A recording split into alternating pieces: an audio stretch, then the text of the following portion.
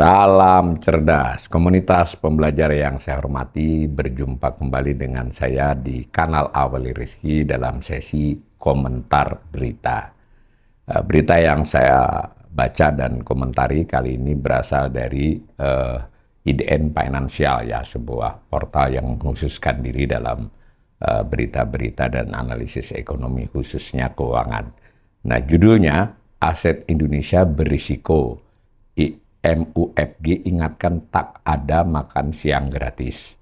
Ditayangkan pada tanggal 22 Juli 2026 pukul 11.30. Ini ada gambar ilustrasi mata uang rupiah. Beritanya begini.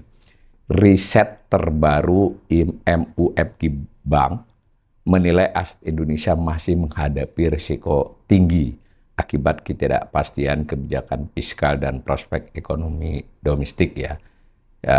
MUFG ini sebuah grup finansial dari Jepang dan merger dari beberapa perusahaan di sana. Nah, ada banknya namanya MUFG Bank, termasuk beroperasi di Indonesia.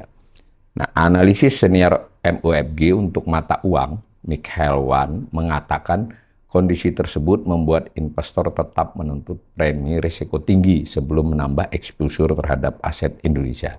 Dikutip langsung pernyataannya, secara keseluruhan kami tetap berhati-hati terhadap rupiah dan prospek makroekonomi Indonesia, ungkap Wan dalam riset. Jadi ini berita ini mengutip hasil risetnya MUFG yang disampaikan oleh Michael Wan, ya.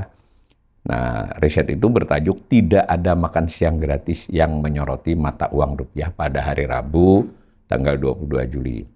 Ia menambahkan strategi investasi yang paling menarik terhadap aset Indonesia saat ini, yaitu memanfaatkan premi risiko instrumen jangka pendek dan disertai lindung nilai hedging valuta asing. Ini kelihatannya beritanya satu paragraf, tapi mudah-mudahan pemirsa saya yang terbiasa mengikuti kanal ini bisa membayangkan ini bukan hal sederhana, ya. Jadi menurut hasil risetnya ini, ya, yang investasi di Indonesia yang masih menarik itu adalah premi risiko instrumen jangka pendek. Nah, kemudian harus juga disertai nilai hedging valuta asing.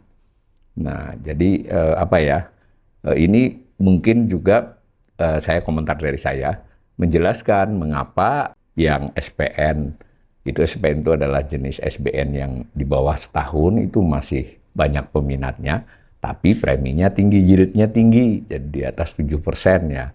Ya, itu yang disebut inversi karena nilainya kadang sama atau mendekati atau bahkan pernah melampaui SBN yang berjangka 5-10 tahun dan seterusnya. Kemudian juga SRBI yang kurang dari setahun, kan, SRBI maksimal kan 12 bulan, itu juga diminati ini, ya. Tetapi di sini tambahannya dari riset ini tetap juga harus melakukan hedging valuta asing, artinya harus bayar juga, kan. Jadi meskipun dapat yield tinggi, tapi mereka juga menyertainya dengan bayar premi karena khawatir juga kalau rupiahnya melemah, ya. Ini dikutip langsung nih lagi, diberitakan lagi secara bersamaan, ya, si Michael Wan tadi, si risetnya MUFG Bank tadi mengakui bahwa rupiah memang menguat dalam beberapa hari terakhir. Ya, kan, kita juga sudah memperhatikan, ya, serta bertahan di bawah 18.000 rupiah per dolar, ya. Itu kan terjadi dalam kurang lebih seminggu ini. Penguatan ini diyakini oleh MUFG Bank, riset yang terkininya itu akibat rencana pemerintah memangkas anggaran makan bergizi gratis yang menjadi program andalan Presiden Prabowo Subianto. Jadi itu yang dianggap mereka yang memperkuat, ya. Seperti disampaikan idnfinancial.com akhir Juni lalu, kalau ini dari jurnalisnya, pemerintah Indonesia memang telah berencana memangkas sekitar 40 triliun anggaran MBG menjadi 229 triliun untuk tahun ini.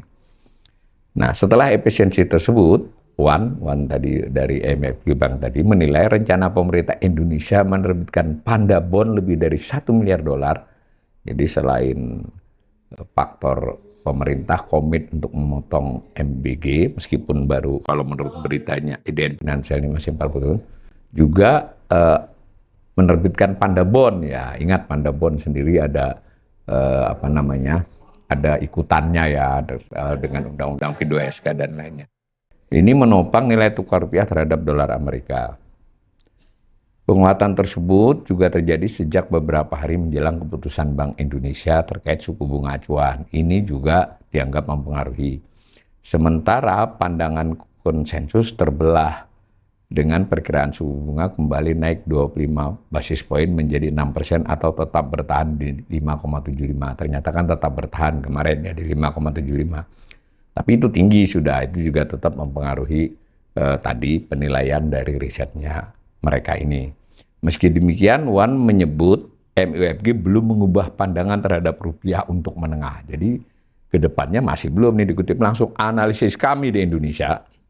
Jadi riset mereka di Indonesia memperkirakan USD EDR dolar ke rupiah akan kembali menembus level 18.000 seiring berjalannya waktu. Ungkap Wan dengan menekankan pelemahan ini akan kembali menekan performa rupiah di bawah mata uang negara Asia dan G10 ya. Jadi kedepannya dia masih melihat begini mereka ini. Pandangan utama kami adalah tidak ada makan siang gratis. Umbuh Wan seraya menegaskan investor telah membebankan premi atas berbagai risiko yang dihadapi aset-aset Indonesia. Nah, menurut data Bloomberg, rupiah dibuka melemah. Nah, ini untuk kejadian kemarin ya ke 0,15% hingga pukul 11.17 WIB kemarin ya, menjelang pengumuman BI Rate siang ini. Jadi waktu berita diturunkan belum nih, ternyata BI Rate-nya dipertahankan. Namun sejak awal tahun, jadi kalau year to date dari 31 Desember, rupiah telah terdepresiasi 7,40% terhadap dolar Amerika Serikat. Nah, maka kalau sederhananya saya simpulkan begini, ini MUFG bank yang melakukan riset itu ya secara tidak bukan secara tidak langsung ya jelas mengatakan bahwa memang masih menarik investasi di Indonesia, aset ya, dalam aset itu ya surat berharga dalam konteks ini ya, surat berharga apakah itu SBN ataukah itu SRPI atau surat berharga lainnya. Nah, terutama yang berjangka pendek kalau menurut mereka. Nah, kemudian tapi harus disertai dengan hedging mata uang. Artinya si riset ini tetap melihat ke depannya rupiah akan melemah kembali sehingga perlu hedging. Ini mungkin kalau saya kasih komentar itu sejalan dengan pada saat rupiah sudah menguat dan beberapa hal lain itu tetap saja CDS-nya Indonesia itu tetap lumayan tinggi, turun-turun sedikit ya, masih lebih tinggi dari rata-rata di masa lalu. Nah, kemudian juga di sini disebutkan bahwa penyebab penguatan dan masih tetap menariknya aset Indonesia itu antara lain karena ada informasi komitmen pemerintah untuk memotong MBG. Bisa kebayangkan ya kalau saran-saran para ekonom domestik sendiri yang menyarankan tidak sekedar memotong segitu, tapi memang di moratorium dan atau diubah secara mendasar ya. Tapi sejauh ini kan yang ada hanya usaha untuk memotong, mungkin membatalkan atau menunda SPG baru ya, apa dapur SPG baru dan memotong beberapa pengeluaran dan sebagainya, efisiensi pergantian orang di PGN juga diharapkan memperbaiki tata kelola dan sebagainya. Itu kalau menurut IDN Finansial, bukan dari riset ini ya, itu katanya akan bisa memotong 40 triliun dari rencana 200 berapa ya, 265-an ya. Sebetulnya lebih ya, 268 itu adalah untuk BGN. Kalau MBG keseluruhannya kan ada hal di luar BGN dan juga ada dicadangkan di belanja lain-lain. Kemungkinan yang dicadangkan tidak dipakai, yang 265 sendiri kelihatannya ditargetkan untuk dikurangi. Informasi dari IDN ini sampai 40 triliun kurang aja, jadi sehingga 220. Itu tetapi tentu kalau ke depannya yang lebih jauh kan kita belum tahu apakah di 2027 ditaruh kembali angka yang tinggi atau mengikuti 225 kan kita belum tahu, karena kalau berdasarkan target-target Pak Prabowo yang diutarakan kan harus mencapai 3 juta orang, itu kan belum sampai kan, kita lihat nanti. Tapi yang penting juga di sini dikatakan ya faktor BI rate yang tinggi itu juga membuat kondisinya masih bisa untuk investasi, terutama jangka pendek. Nah, semacam itu ya. Jadi kalau makanya disebut tidak ada makan siang gratis. Jadi kondisi yang membuat investasi jangka pendek Indonesia, aset Indonesia berjangka pendek masih menarik, itu antara lain ditopang oleh BI Rate, ditopang oleh SRBI, ditopang oleh komitmen untuk memotong MBG dan seterusnya. Dan keberlanjutannya tentu akan ditunggu ya, apakah pemerintah beneran memotong dan bagaimana dengan APBN 2020 itu kan ditunggu nanti bulan Agustus kan ada RAPBN tuh. Beneran akan dipotong lagi dibandingkan 2025. Di 2025 sendiri pelaksanaannya lebih sedikit, itu nanti mesti ditunggu. Begitu juga dengan bagaimana dengan beban dari Kopdes ya, karena kan kemudian sudah mulai dicicil di bagian dana desa dan seterusnya. Jadi belanja pemerintah yang lebih efisien dan lebih efektif mungkin akan tergambar pada kepastian realisasi yang sedang berjalan ini dan pada RAPBN yang akan diajukan nanti. Begitu juga BI, apakah BI akan terus-menerus melakukan penerbitan SRB dengan yield yang tinggi?